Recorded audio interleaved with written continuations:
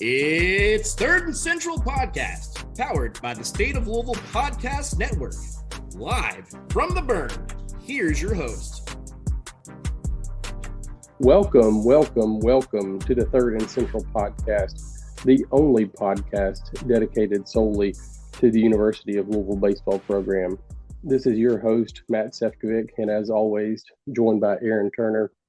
Aaron, typically this time of the year, heading into the fall, there's not much to talk about on the baseball front as far as college goes.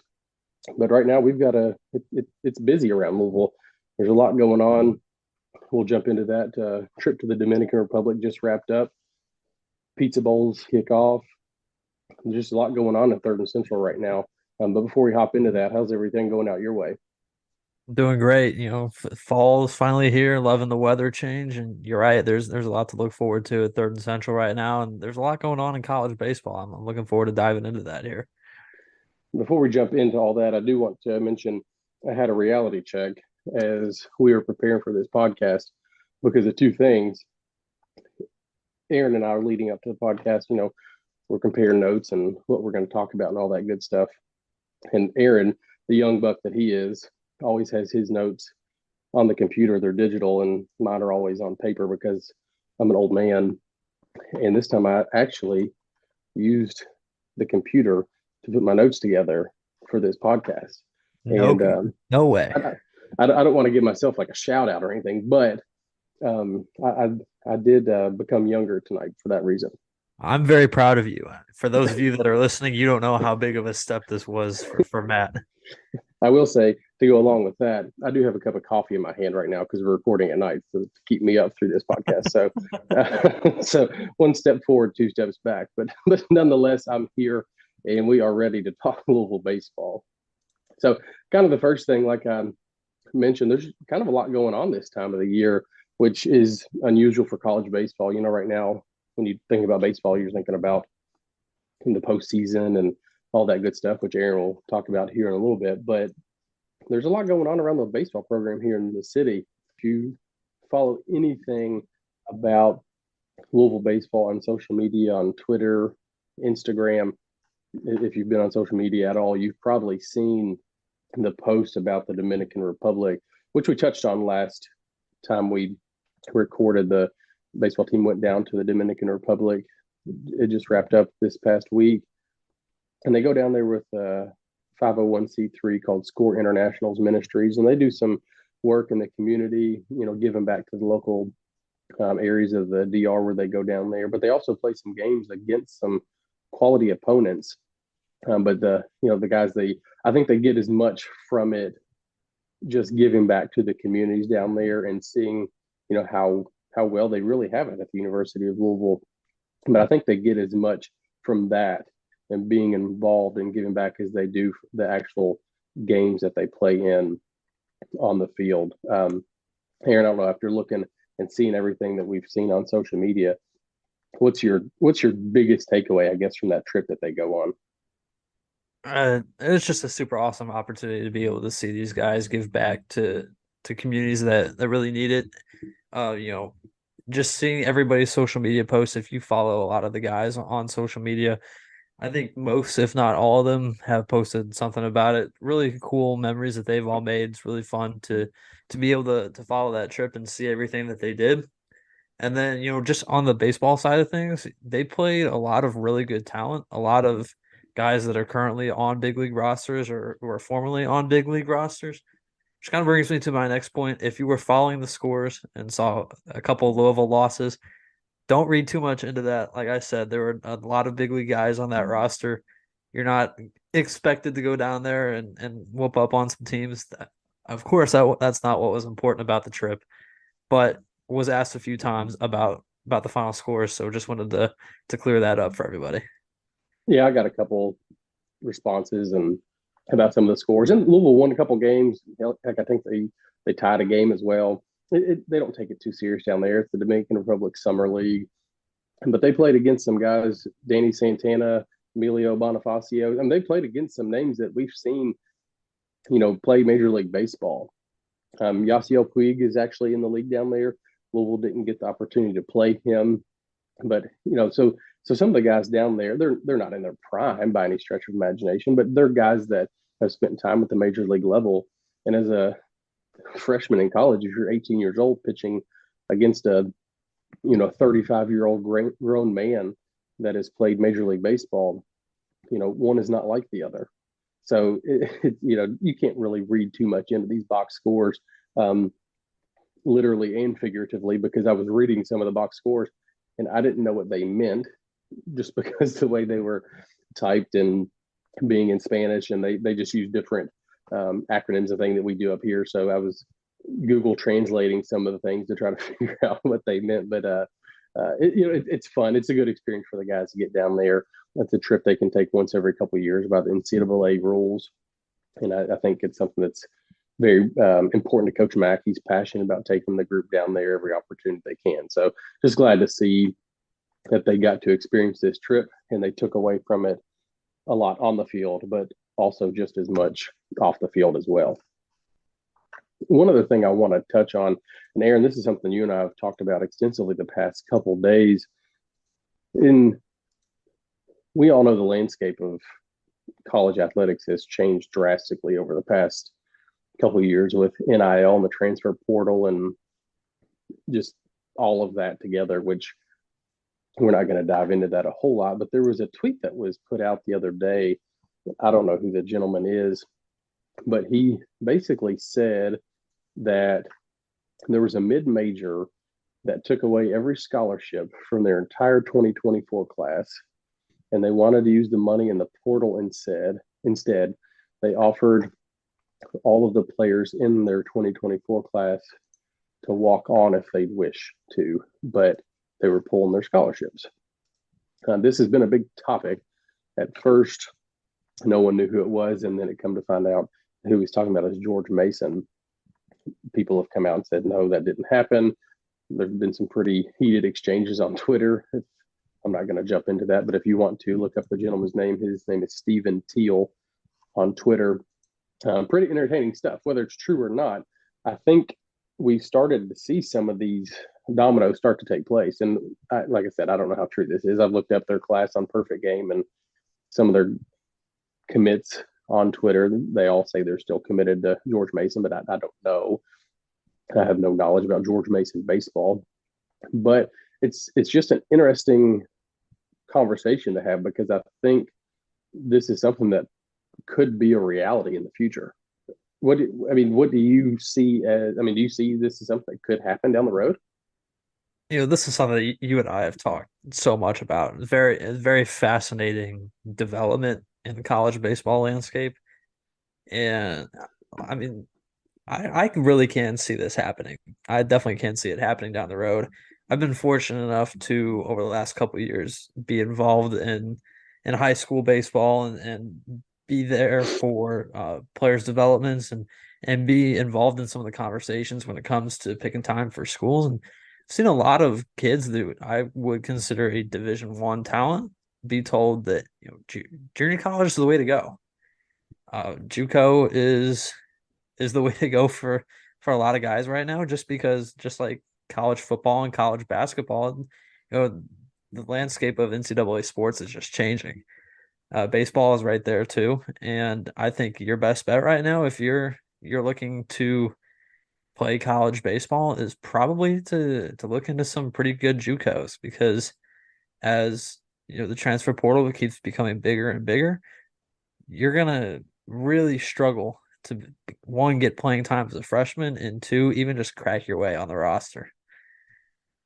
I think you're spot on with talking about getting playing time as a freshman, because if you go to schools like your Louisvilles and your Vandys and your Floridas and Arkansas, you don't see a whole lot of freshmen getting on the field the first year on campus. They're typically there's a waiting list to get on the field, and you got to earn that spot. And typically 18-year-olds aren't as ready and developed as some of the guys that have already been on campus and know the systems that they're playing in. So I think if you can go somewhere in JUCO and kind of prove your worth and show that you can compete at the elite level, and you don't have to sit out when you transfer anymore. It's immediate, which I think is a game changer. So that is definitely a possibility that I think we could see more and more down the road. But on the flip side of that, I don't think the current coaching staff that we have, Coach McDonald and Snyder and Williams, Vrabel, I don't think that will ever be their philosophy. They are huge. They talk about this all the time as player development. They trust the recruiting process. They want to recruit high school guys and get them on campus and have them, play a year or so before they get on the field and develop them and kind of mold them into, the winning team that they have developed over the last 17 years. So I think it's all on the coaching staff's mindset and approach to it. But I think it's definitely worth the conversation of, is there a possibility that we could see a team that just doesn't recruit high school players at all? And I think it's a reality. Yeah, I definitely agree. I think that will never be the philosophy at Louisville. We've seen a lot of guys who sit out 1, even 2 years. You've got your Blake Taberries, your Drew Ellis's, your Dalton Rushings, who don't really get a ton of playing time, if at all, those first couple of years. You break through in your third year, have a monster year, go on and get drafted, and you're kind of one and done. And that's kind of the way that it's worked for Louisville, and it's definitely worked up to this point. And I think that if we ever do get to a point where a team is no longer recruiting high school athletes, in my personal opinion, I think that the transfer portal has gone too far. I think that they'll have to regulate. You have to bring in a certain amount of high school seniors coming to freshmen, and then you have to put a cap on how many kids you can bring in the portal. Because I if that does not happen, then you're watering down the recruiting process across the country, and I don't think that's good for college athletics. Yeah, I think you're spot on. And to touch base on a little bit more here locally at Louisville, I think Louisville and our coaching staff, Coach McDonald, this is the first year they've really dabbed into the portal. And they only took a handful of guys, but it's the first year they really have. It's new. And I think what we're going to see from them is they're going to continue to recruit high school kids, but I think they are going to handpick positions that they need filled for the upcoming season from the portal. For example, this year, we need a catcher. So they hit the portal and they got Luke Napleton from the D2 ranks, which we've talked about him before, and we'll talk about him again as we get to the preview as we get closer to February. But I think you'll probably see them, they need a starting pitcher this year. They went up to Wright State and got Sebastian Dongora, one of the best pitchers in the portal this year. So I think you're going to see them do that. But this program, as long as this coaching staff remains here intact, that's not going to be the way of the future. But when you look at some of these teams, getting 10, 15, 17 guys from the portal in 1 year on a college baseball roster that's maxed out at 40, I mean, when you've got 15 to 17 guys of 40 from the portal, that's a massive number. If you look at college football, if they take 15 guys from the portal, that's nothing. They've got rosters of 85, 90 guys. But when, more than a third of your players are portal guys, I don't know. I just, it's tough for them to mesh together, but we'll see. It's the new way of college athletics. Was that Wichita State this past year that they had some coaching changes and like 33 or 34 of their guys are currently in the portal? Yeah, they had some issues out there. I think there was some NCAA stuff going on with that too, and they pretty much lost every single player on their roster. So didn't keep up with any where they went. I don't know if them came our way, but yeah, it's a crazy time right now in college athletics. Yes, it is. All right, so we're going to dive into a little something different here. For those of you who kind of follow the overall landscape of college baseball and keep up with the big news on Twitter, about a week ago, you might have saw some interesting news coming out of Japan. A high school left-handed slugger by the name of Rintaro Sasaki has decided that he is not going to file his paperwork for the MPB draft, the MPB being Japan's version of Major League Baseball, has decided to forego the draft and come play NCAA baseball in the United States. That is a first. We've never seen anybody like that. And Sasaki is really interesting. This big left-handed kid. If you don't If you have not seen him yet, you need to go look him up because the video of him just hitting tanks is crazy. He currently holds the Japan high school home run record, 140 career home runs over his time in high school, which is just absurd. They call him Baby Prince Fielder over in Japan, which I love that nickname. But whenever he hits the States, he has been connected to either Cal or Vandy. So there's a chance, if he goes to Vandy, then we'll see him once a year. So that could be potentially pretty exciting for Louisville fans. If this kid is everything that he's supposed to be, it's going to be big news for college baseball. Yeah, it's pretty exciting. And you and I've talked about this over the past little bit since this news kind of broke that he's coming here. And a few things to dive into.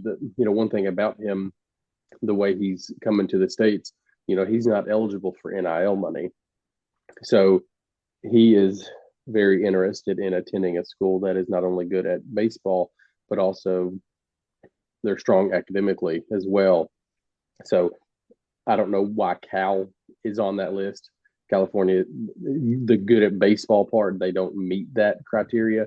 But anyways, those are the two that he's kind of narrowed it down to so far that they've mentioned.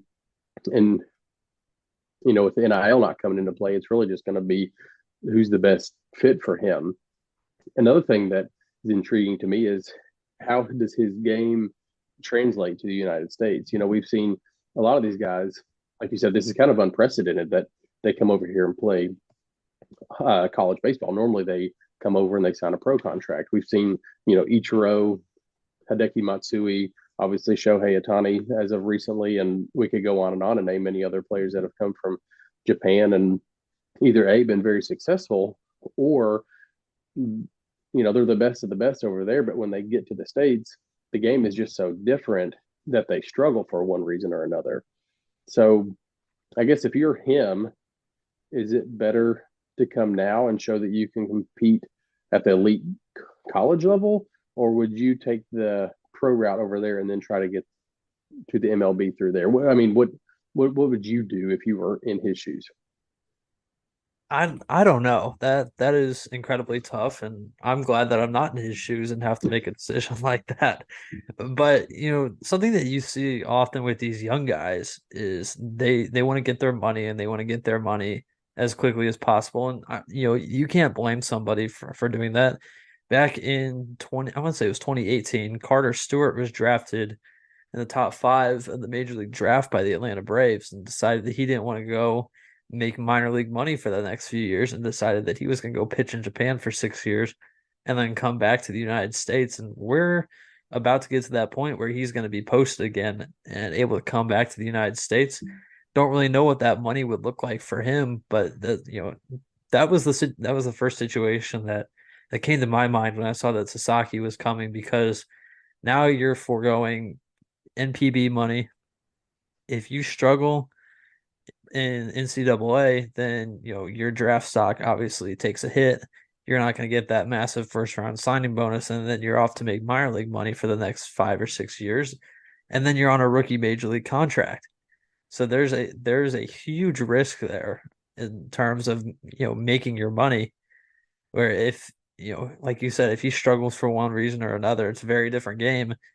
It could have very, very negative effects on his earning potential.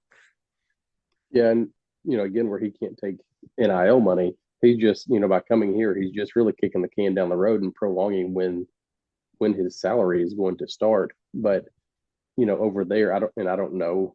I know they obviously don't pay as much as they do here.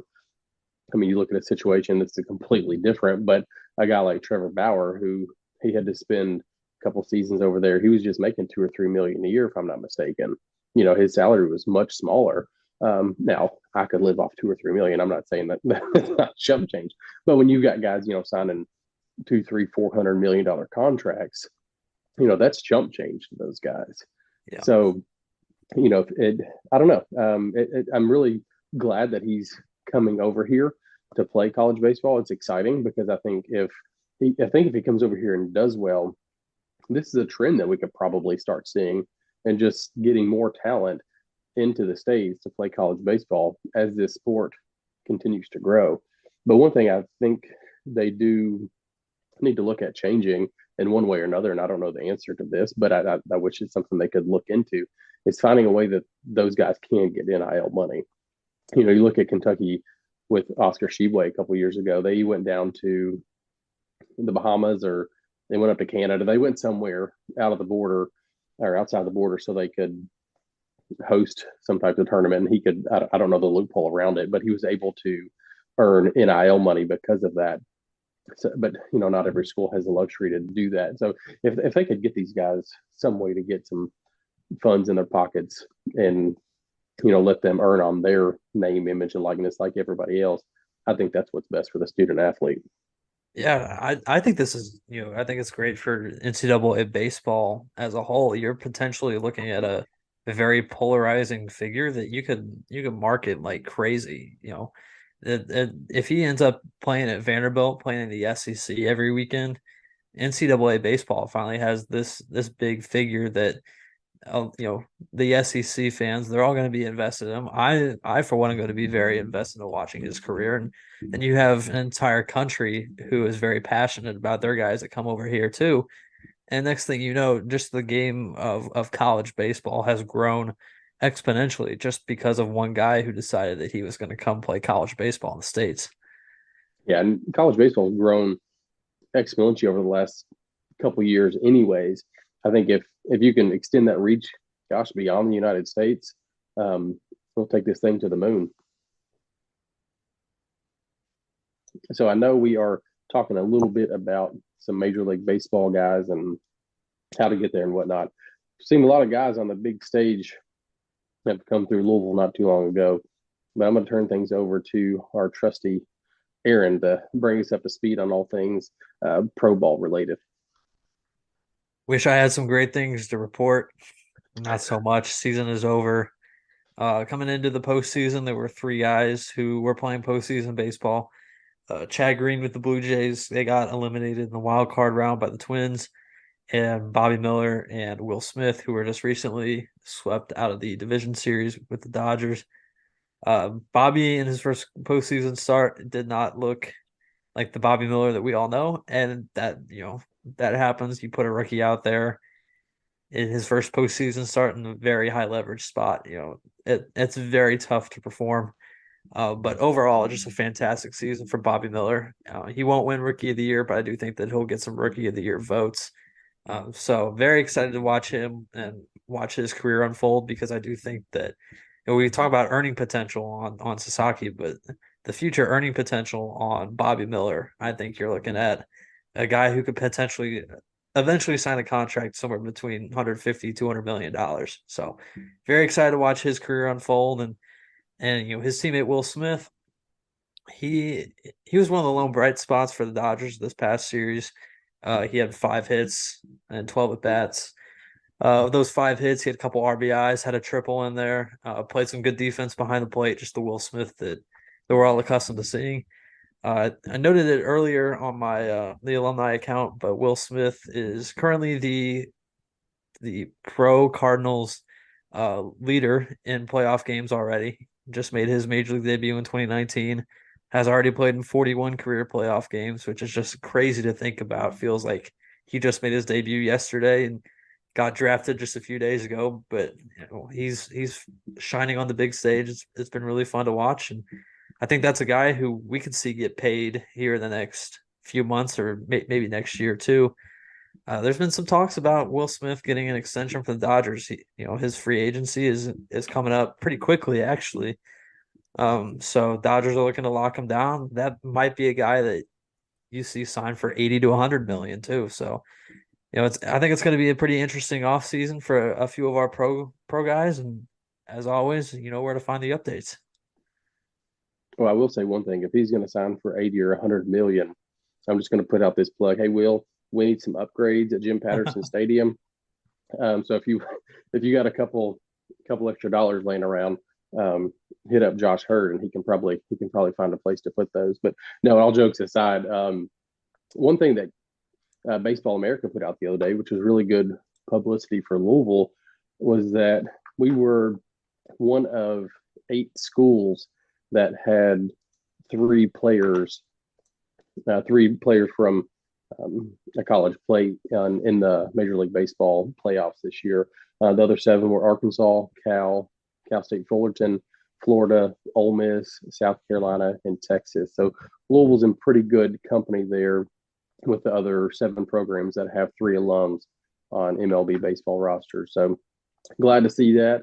Would love to see that number a little bit higher, but things happen, and I think as some of these younger guys get the opportunity to get called up, which Aaron, you talk about it every podcast, I think that number is just going to continue to grow because we've got guys that are just climbing up the ranks every year. So just excited to see these guys and have the opportunity to get on the big stage.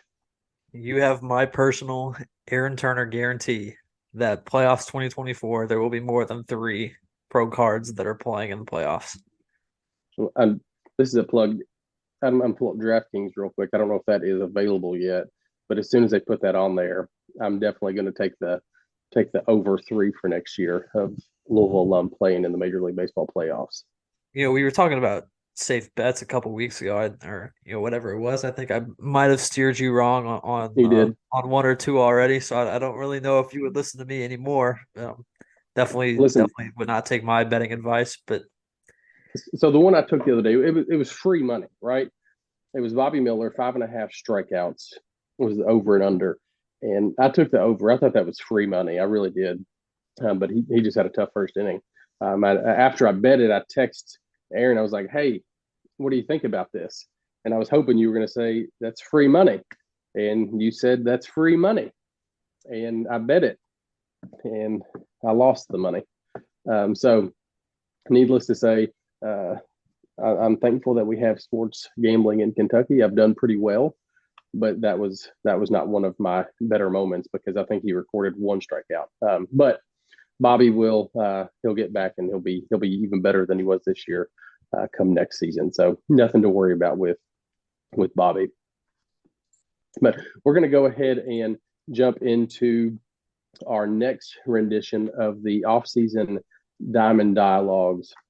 We're super excited to have our next guest join us. We've had, a lot of some of the past guys, current guys, and now we're going to have a future Cardinal join us with Jake Gregor as he joins the show now.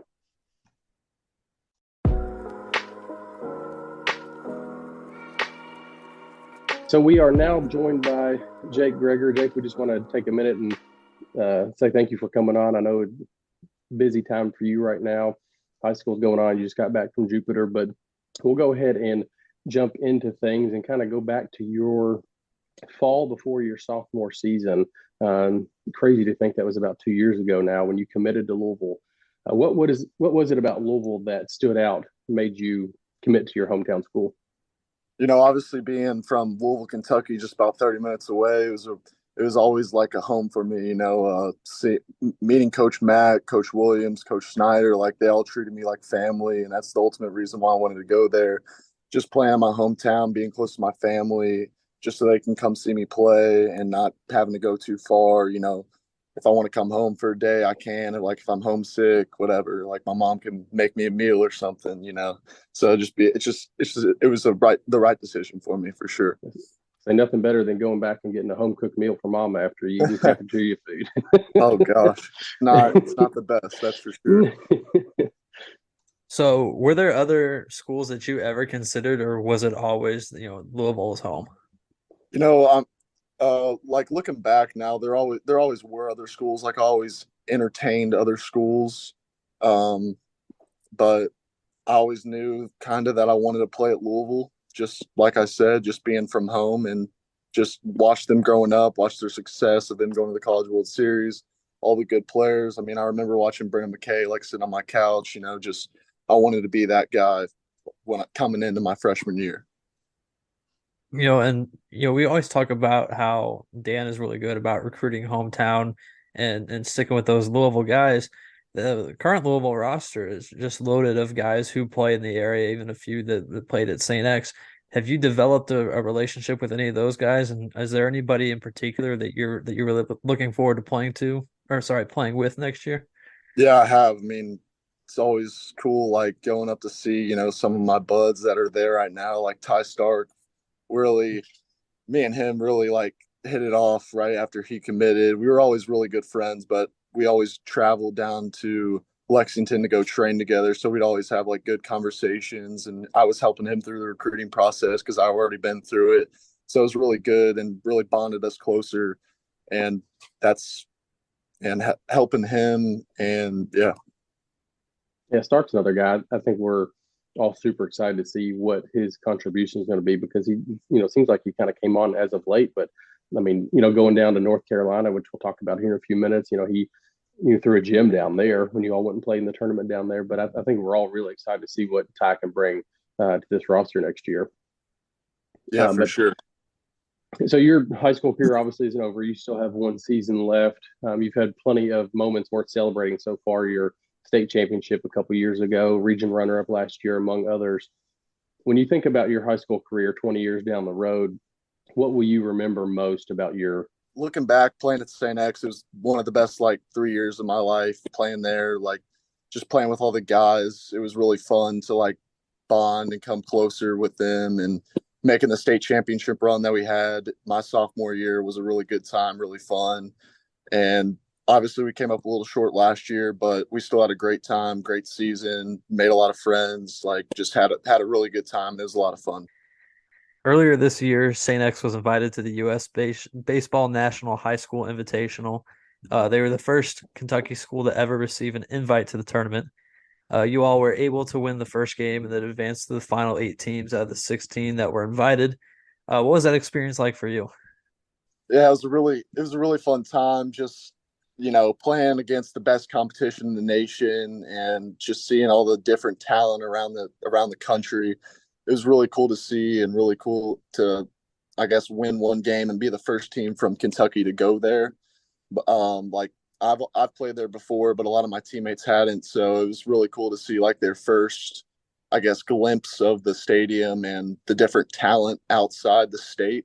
So it was really cool to see, just going there, winning a game, having fun, just playing the game that we all love. Sure. Now, fast forward to just a few weeks ago, you got to play in another pretty prestigious tournament down in Jupiter, Florida, and one of the last travel ball tournaments, that high school seniors get to participate in. You all went 6-1 and made it to the round of 16. What was that experience like, playing against some of the best players in the country? Yeah, so I got to pitch the first game on Thursday. It was really cool. Just I've always played with canes, so you obviously get all the golf carts lined up behind you because everybody wants to come watch the canes, and everybody has a gun on your back and a target on your back. So it was really, really fun to pitch in that environment, and I think it's going to prepare me for the future to come.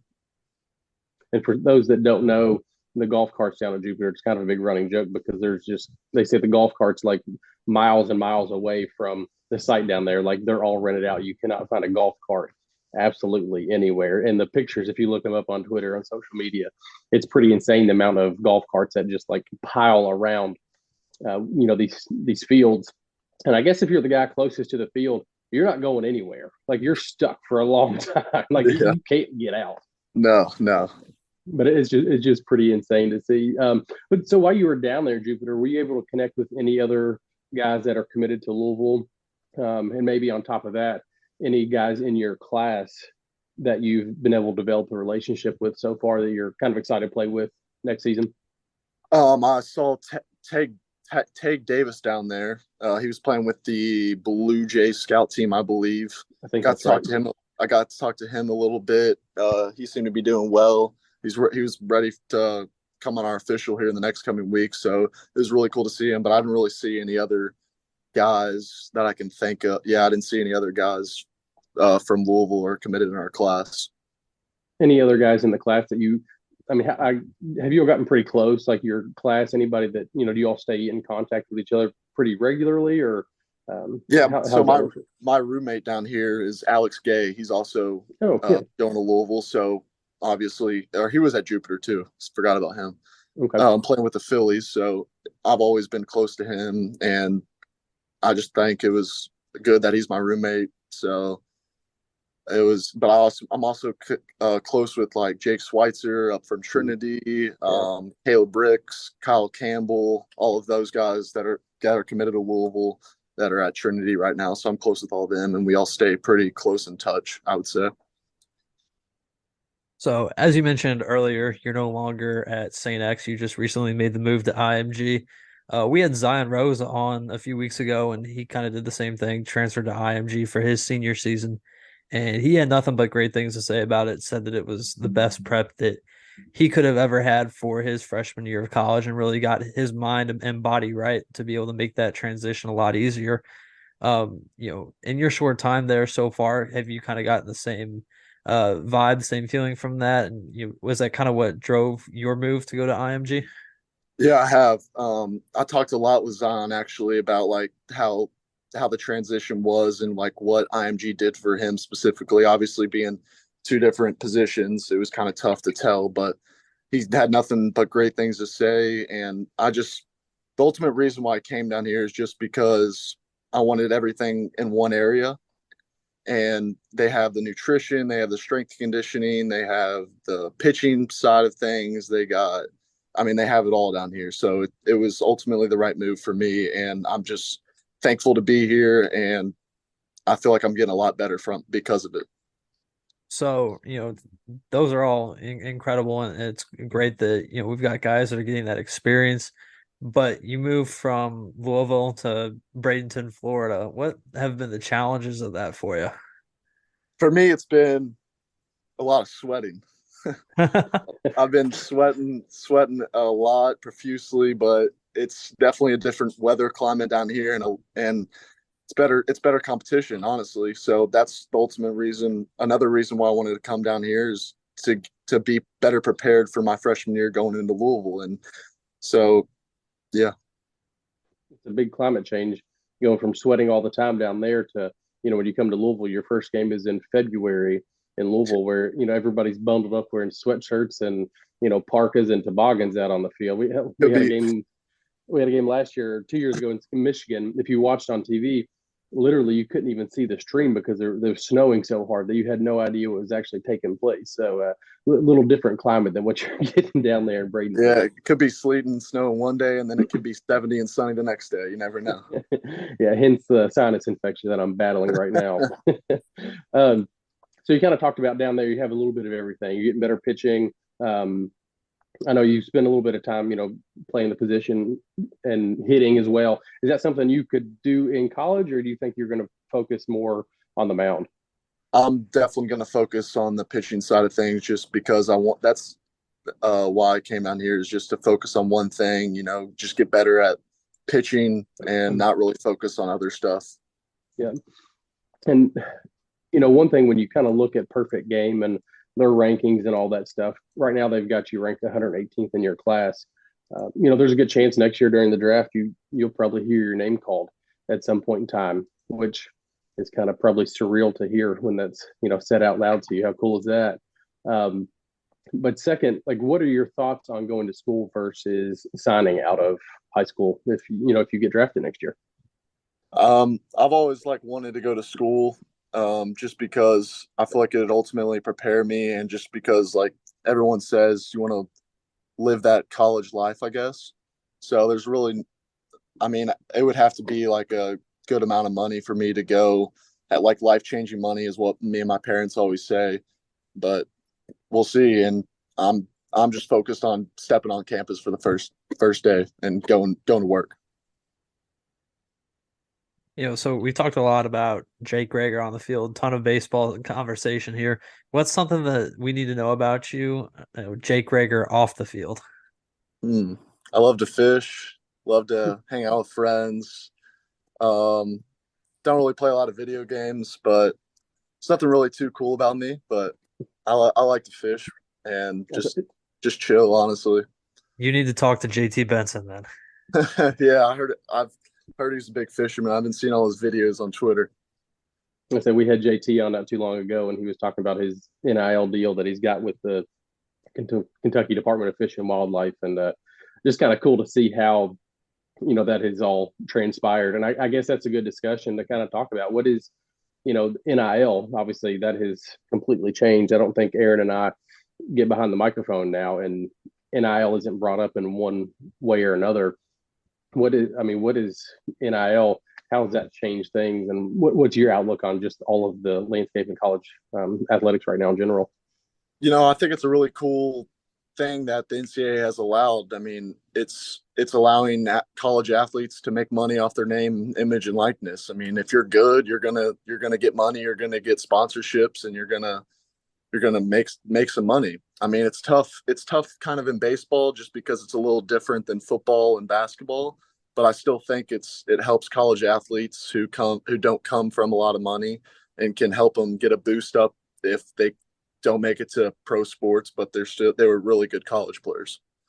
That's still kind of surreal, right now when you drive around the city of Louisville, you see like current Louisville athletes with their faces on billboards. Mm-hmm. Like Tom Drexler, the plumber in town. Everybody knows the name is his number. But and Jake Plummer, they've teamed together. There's billboards of Jake Plummer and Tom Drexler kind of all over the city right now. So it's really cool to see that these athletes like yourself are able to benefit off of your play in between the lines. For sure. Well, Jake, I think that's all we've got tonight. Like I said, I know you're busy down at IMG in Florida enjoying this warm weather while it's starting to get cold up here for us, but we appreciate you taking some time and hopping on with us tonight and talking a little Louisville baseball. Yes, sir. I thank you for your time. I really appreciate it. Again, I just want to thank Jake for coming on tonight, spending some time with us. I know he's down at IMG and they have a super busy and structured schedule. It's pretty intense down there what they have to go through. So I just really appreciate him spending some time with us and talking a little baseball, kind of his past and present and what his future looks like. So in the meantime, Aaron, I know things are kind of dead in your world as there's no more cards in the pros this year. We're down to zero as they've unfortunately been eliminated, but you're always going to be putting content out. That's what you do. That's who you are. So where can we find you? It's going to be a pretty active off season, so never time to sleep with the pro cards. But you can find all that content on the Louisville Baseball Alumni Report on Twitter. And you can find me on Card Chronicle or on Twitter at Matt Sefcovic, and things will start ramping up here soon as we start heading into the fall and preparing for the 2024 season.